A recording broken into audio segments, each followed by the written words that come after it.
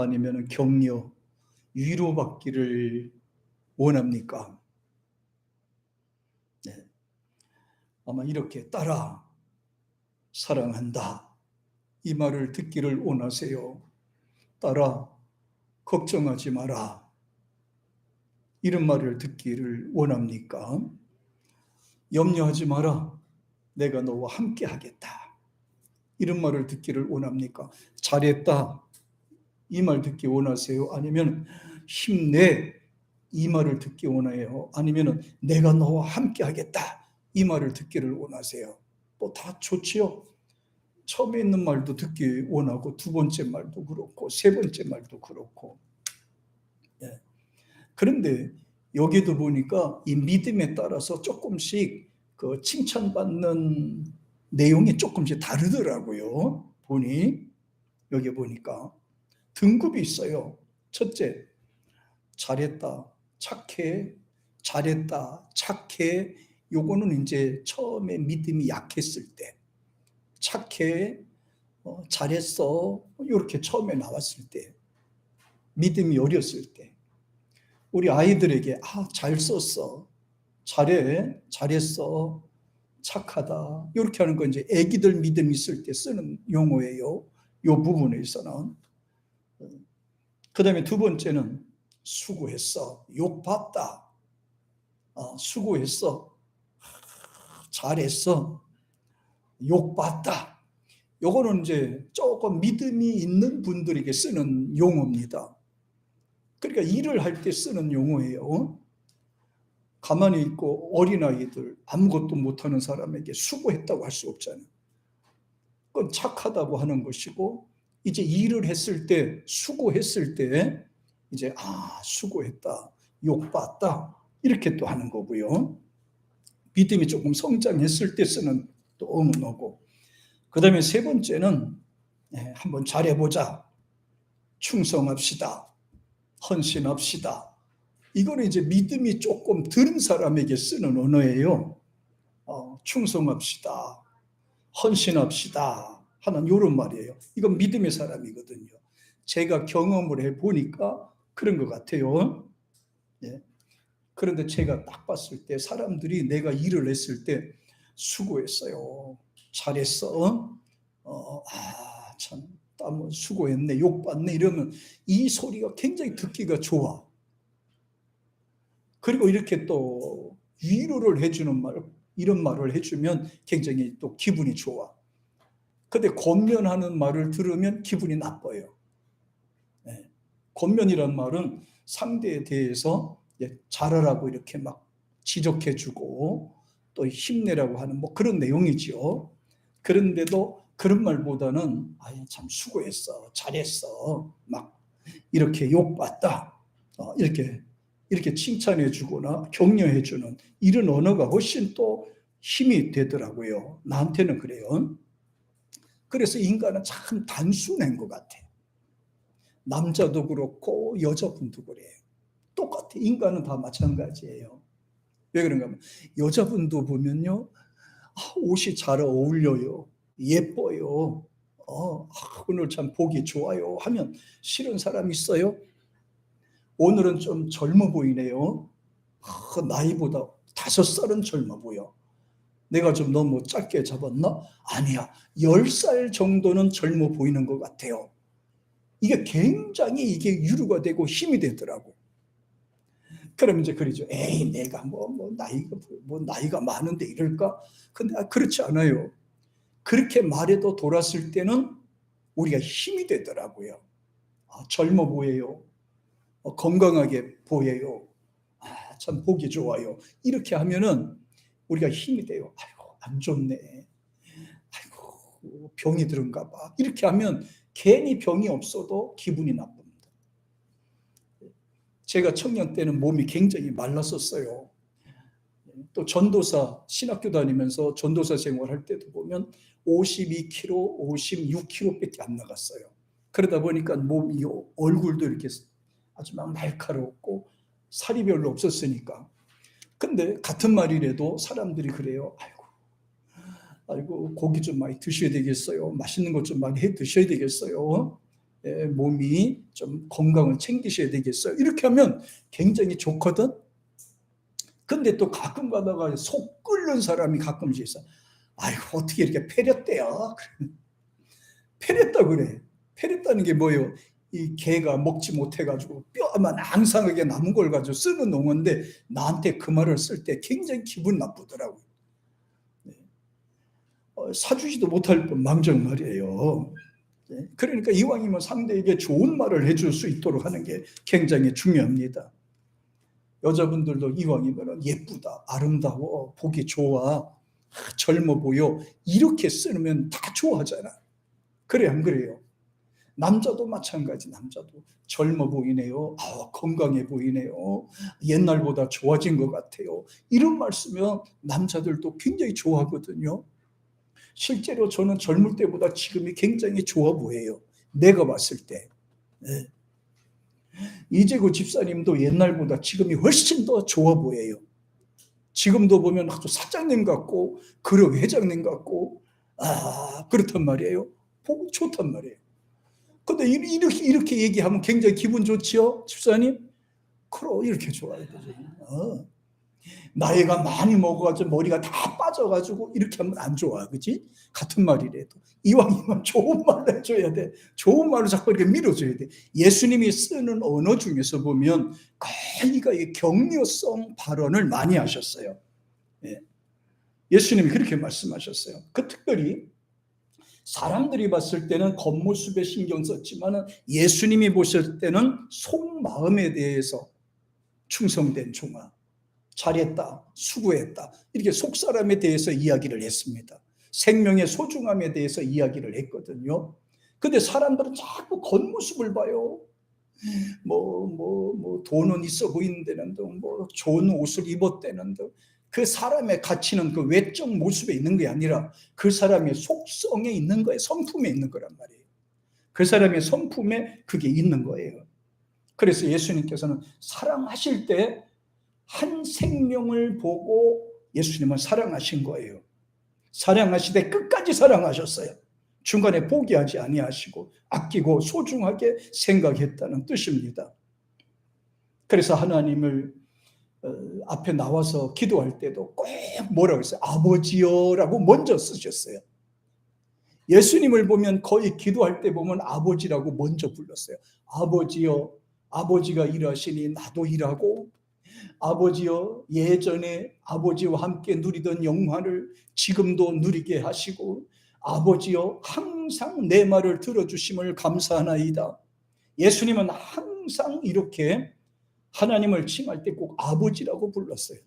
그러면서 너희도 하나님을 부를 땐 아버지라고 불러라, 이렇게 우리에게 모범을 보여주신 것 같아요. 하나님의 사랑이 끝도 없으니까.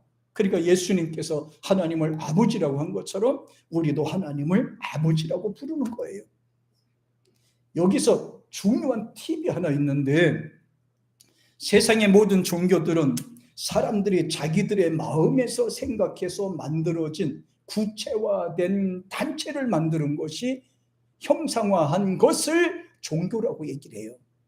그 종교를 가만히 보면은 전부 다 보면 그 어떤 형상 앞에서 마음을 비우고, 또 마음을 이렇게 비우고, 그 다음에 또 돌을 닦고 득도를 한다, 전부 다 이런 거잖아요. 근데 기독교는 그렇지 않아요. 하나님께서 직접 찾아오셨어요. 예. 그러니까 일반 종교는 자꾸 어딘가 모르게 찾아가려고 계속 돌을 닦고 주문도 외우고 이렇게 하지만, 그러나 기독교는 하나님이 직접 찾아오셨어요. 굉장히 중요한 내용입니다. 그래서 종교는 사람의 마음에서 시작한 것이라면 이 기독교는 하나님 마음에서 시작한 것이고, 종교는 사람이 생각하고 의지했던 대상을 만들어서 거기다 의지하고 돌을 닦는 거라면, 기독교는 찾아오신 하나님을 섬기고 의지하는 것을 우리 신앙이라고 하는 겁니다. 그러니까 저기 종교하고 우리 기독교하고 틀린 거예요. 기독교는 생명이라고 그리고 일반 종교 같은 경우에는 이거는 아무것도 아닌 거예요. 이거는 아무것도 아닌 거예요. 그 전에 어디 가다 보니까 사람들이 좀 이상하면 그냥 거기다가 이렇게 빌어요. 쓸데없는데 뭔가 신기하면 거기다 빌어요. 나무도 조금 괴상망측하게 생기면 거기다가 빌어요. 자기들이 생각했을 때 좀 신비스럽다라고 생각하면 거기다가 빌고 그렇게 하더라고요. 근데 우리는 그렇지 않아요. 하나님을 아버지로 모시고 살기 때문에 하나님 아버지를 의지하고 하나님이 지키고 하나님이 인도하고 하나님이 함께 하신다는 것을 마음에 믿고 살기 때문에 우리는 확실한 겁니다. 우리는 확실한 거예요. 예수님께서는 이 땅에 오셔서 우리에게 구속의 역사를 만들어 주셨어요. 직접 찾아오셨다 이 말입니다. 직접 가시적으로 확신을 보여주신 거예요. 확신을. 사랑하시는 뜻입니다. 예를 들어 12년 동안 고질병으로 고생했던 여인이 가만히 보세요. 자존감을 상실했죠. 자신감을 상실했죠. 언제나 사람들을 피해서 다녔어요. 자신감이 없으니까, 몸에 병이 들었으니까, 몸이 약하니까.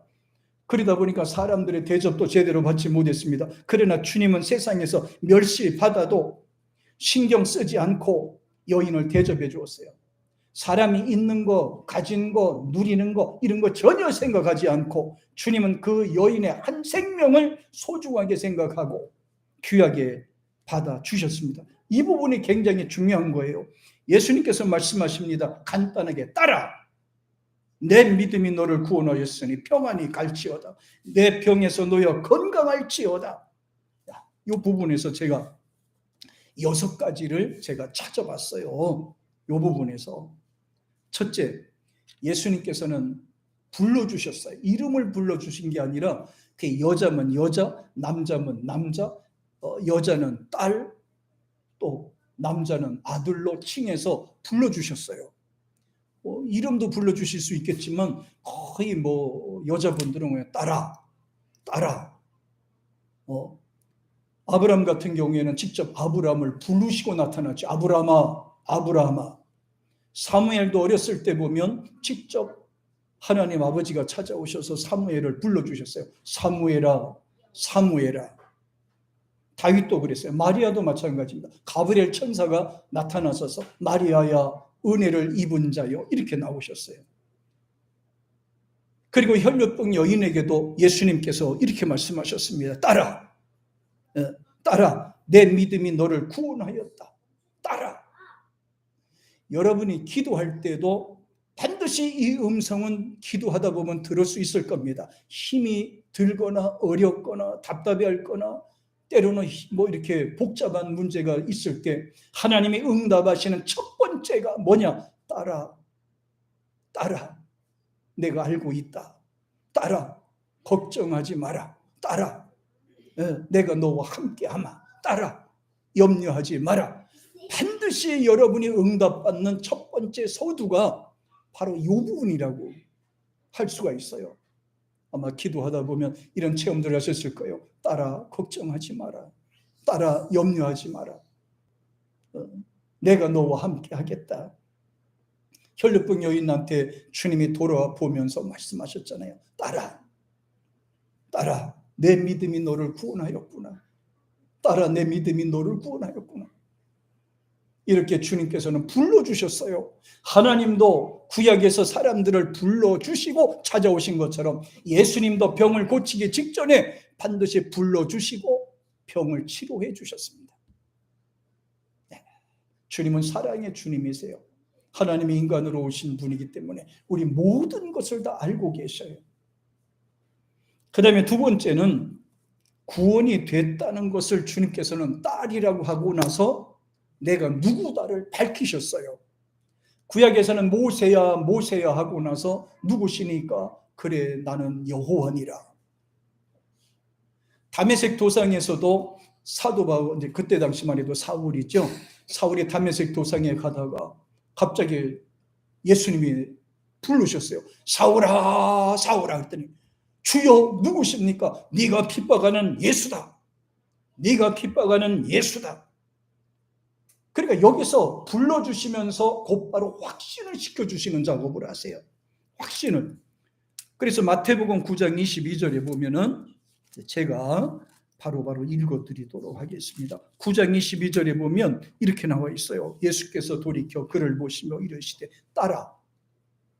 여기도 똑같아요. 따라. 안심하라. 따라 안심하라.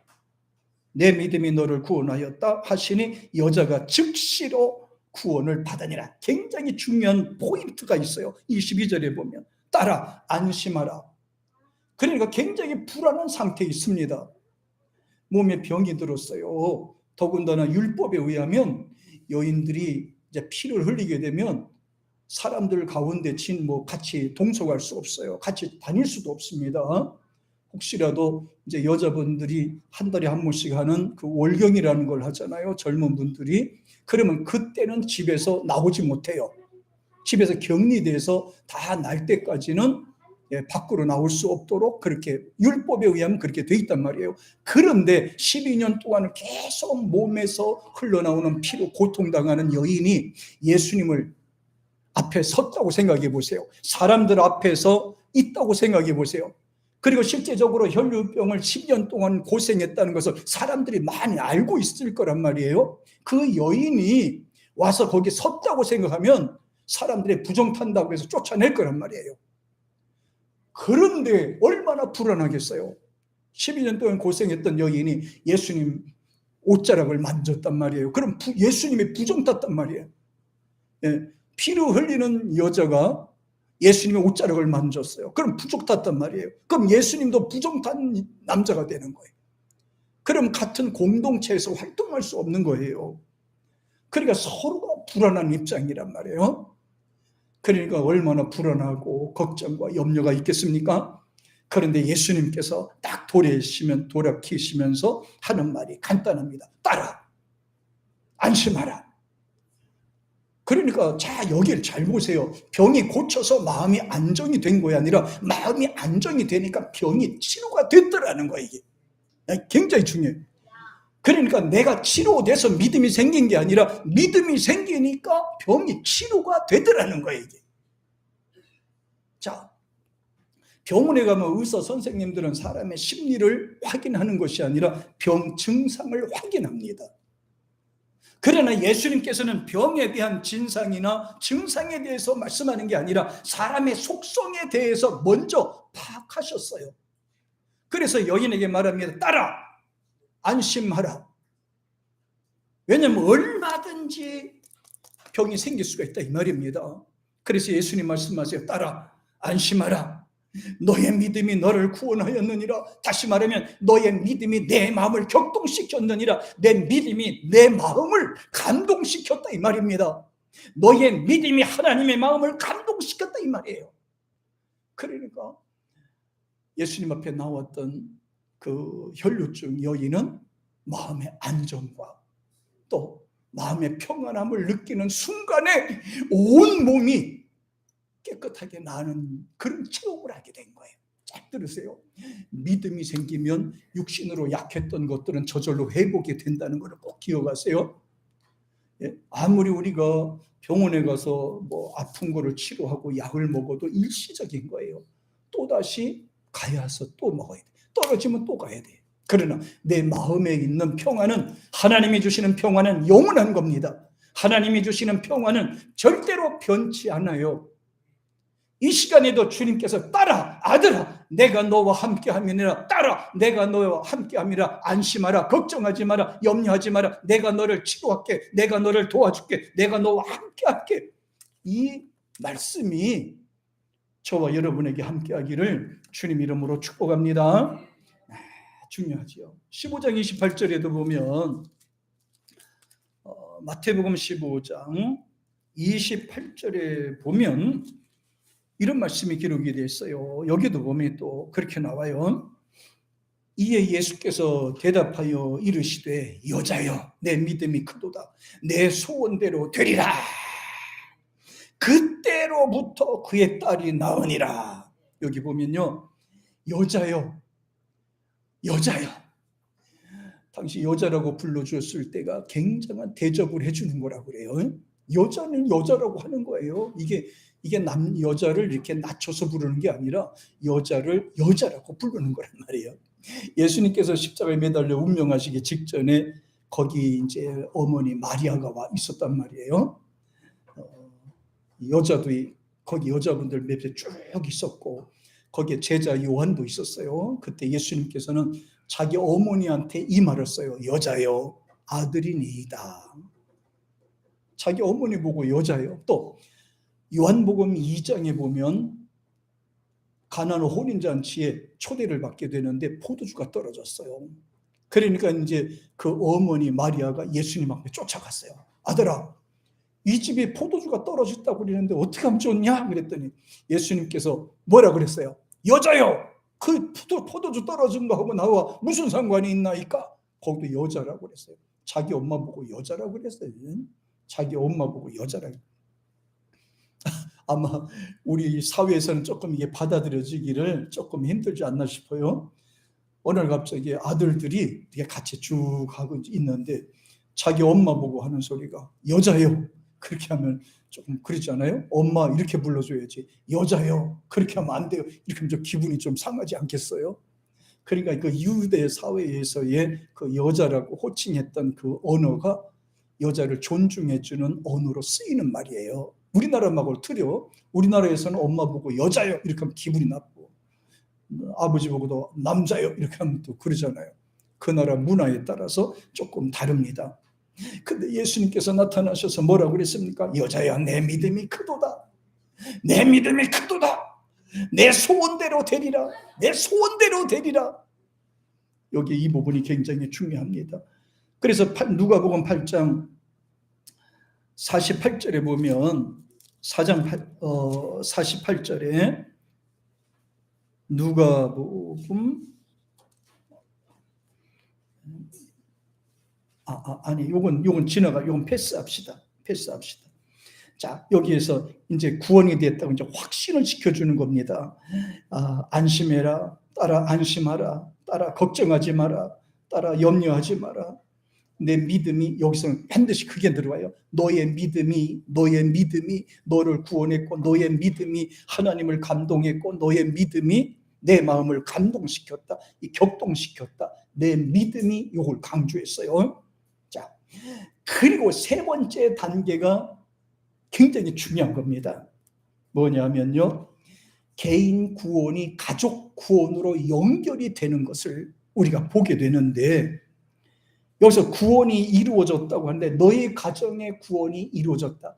그러니까 혈루병 여인의 병을 고침으로써 그 가정이 구원이 됐다는 것을 강조하는데 그게 바로 사도행전 16장 31절에서 말씀하셨어요. 주 예수를 믿으라 그리하면 너와 내 가정이 구원을 받으리라. 그래서 그러니까 그 한 사람이 구원을 받으면서 온 가족이 구원받게 되는 역사가 일어나요. 그게 바로 누가복음 19장에 나오면서 이렇게 나옵니다. 자, 보겠습니다. 누가복음 19장 9절에 보면 19장 9절 자, 보세요. 자, 19장 9절입니다. 같이 시작. 예수께서 이르시되 오늘 구원이 이 집에 이르렀으니 이 사람도 아브라함의 자손이니라. 여기서 좀 설명을 해야 됩니다. 이제 삭개오에게 설명하는 부분이거든요. 삭개오는 세리장이에요. 당시 모든 사람에게 비난받는 사람이었어요. 그러니까 로마인의 개, 심부름꾼 이렇게 해서 유대인들은 세리를 굉장히 폄하시키는 직업 중에 하나로 생각을 했습니다. 그리고 또 세리니까 세금을 많이 받아야 되니까 사람들에게 속여서 세금을 포탈하는 사건도 일어났고 그러다 보니까 이 세리들은 굉장히 대접을 받지 못했어요. 그런데 세리장 이 삭개오가 예수님을 만나기 위해서 뽕나무 꼭대기로 올라갔죠. 키가 작으니까 짱딸랑해서. 그리고 예수님을 보기 위해서 뽕나무 꼭대기에 올라갔다가 예수님의 눈에 띄게 된 겁니다. 그래서 예수님께서는 그 모습을 보신 거예요. 뽕나무에 올라간 삭개오를 보신 겁니다. 저 정도의 자기 체면과 자존심을 버리고 뽕나무까지 올라갈 정성이라면은 저게 믿음이 있다고 보신 거예요. 믿음이 있다고 본 겁니다. 유대인으로 태어났으면서도 유대인들에게 배척을 받았어요. 아브라함의 후손으로 태어났으면서도 실제적으로 유대인들에게 거의 왕따 돼서 대접받지 못하는 그런 상황이란 말이에요. 그런데 예수님께서는 어떻게 보셨느냐면요, 자신을 만나 보기 위해서, 자기를 보기 위해서 뽕나무까지 올라갔던 삭개오의 그 믿음을 보신 거예요. 그리고 그 믿음을 보시면서 이렇게 말씀하셨어요. 삭개오야, 내려가라. 오늘 너의 가정에 구원이 임했느니라. 그리고 너는 아브라함의 자손이 분명하다. 다시 말하면 하나님의 가족이다, 이 말입니다. 예수 안에 있을 때 하나님의 가족이 되는 거예요. 그리고 삭개오를 통해서 온 가족이 구원받게 되는 역사가 일어났어요. 예, 이건. 그러니까 한 사람이 어떤 믿음을 갖는가에 따라서 그의 배우자도 구원받고 그의 자녀도 구원받게 되고 이웃도 구원받게 되는 역사가 일어났는데, 실제적으로 삭개오를 통해서 그 가족 전체가 주님 앞에 돌아오게 되는 역사가 일어났어요. 너와 내 가정의 구원을 받으리라고 하는 그 예언이 그대로 이루어진 거란 말이에요. 저와 여러분에게도 이런 큰 영향이, 믿음의 영향이 있어지기를 축복합니다. 저와 여러분은 혼자만 믿는 게 아니라 나를 통해서 가족이, 또 그 자녀를 통해서 이웃이, 이렇게 해서 복음의 역사가 이렇게 서로 연결이 돼서 나와야 돼. 예수님의 말씀처럼, 그래, 너를 통해서 너의 가정이, 삭개오야, 너를 통해서 너의 온 가정의 구원이 됐나라, 이렇게 하는 역사가 일어나야 되거든요. 그리고 여기서 중요한 건데, 이제 또 네 번째 단계는 예수님이 뭐라 그랬는지 아세요? 예수님께서 하신 말씀 중에 따라 내 믿음이 너를 구원하였으니 평안히 가라. 여기서 평안입니다. 예수 믿는 사람들에게 주어지는 하나님의 선물 중에 가장 중요한 것은 이 평안입니다. 하나님의 평안입니다. 시편 119편 한번 넘어가 보겠습니다. 자, 한번 보세요. 시편 119편 165절입니다. 160, 자, 보세요. 주님을 사랑하는 자는 해결이 되는 문제가 나오니까. 혈류병 여인은 예수님을 사랑해서 옷자락을 만졌는데요, 안심하라 위로받고 몸의 병도 치료받고 하나님의 평안을 받았어요. 하나님의 평안을 받았어요. 삭개오는 예수님 만나기 위해서 뽕나무에 올라갔다가요, 예수님도 만나고요, 평안도 얻고 아브라함의 후손으로 인정도 받고 하나님의 복을 받게 되는 역사가 일어났어요. 얼마나 기쁘고 즐거웠으면요, 혹시라도 자기 일을 통해서 상처받은 사람에게는 자기가 3배 이상을 갚아주겠다고 아주 서약까지 했잖아요. 와, 이렇게 하기가 쉽지 않아요. 삭개오 같은 경우에. 응? 자기가 혹시라도 사람들에게 상처를 줬거나 혹시라도 세금을 떼먹은 일이 있었다면, 사람들에게 억울한 일을 당하게 된다면 3배를 내가 갚아주겠나이다. 이야, 이거 아무나 하는 거 아니라며. 예수 믿는 사람들이 이 마음의 심적 변화가 이렇게 일어나는 거예요. 그게 어떻게 나나 또 보세요. 자, 165절 같이 한번 보세요. 시작. 주의 법을 사랑하는 자에게는 큰 평안이 있으니 그들에게는 장애물이 없으리로다. 그랬잖아요. 주의 법을 사랑하는 자는, 주님을 사랑하는 자는, 주님께 나오는 자는, 주님을 의지하는 자는, 주님을 만나기를 원하는 자에게는 마음의 평안이 있고 안심하게 되고 걱정이 없어진다, 이 말입니다. 그러면서 말합니다. 장애물이 없으리로다 그랬잖아요. 예수 믿는 사람들의 가장 큰 선물이 뭔지 아세요? 첫째는 믿음이고 두 번째가 평안인 거예요. 믿음은 하나님 앞에 나가게 만들어요. 믿음은 확신을 갖게 만들어요. 믿음은 하나님을 알게 만드는 역할이에요. 그러나 평안은 기도 응답의 증거가 평안인 것입니다. 예수님이 내 마음속에 와 계신 증거가 바로 하나님의 평안인 겁니다. 그래서 예수님 말씀하셨어요. 내가 주는 평안은 세상에 주는 평안과 같지 않노라. 내가 주는 평안은 참 평안이다, 이 말씀을 하셨어요. 구원받은 사람에게는 하나님의 평안이 오세요. 하나님의 은혜와 평안이 넘치게 되는 거예요.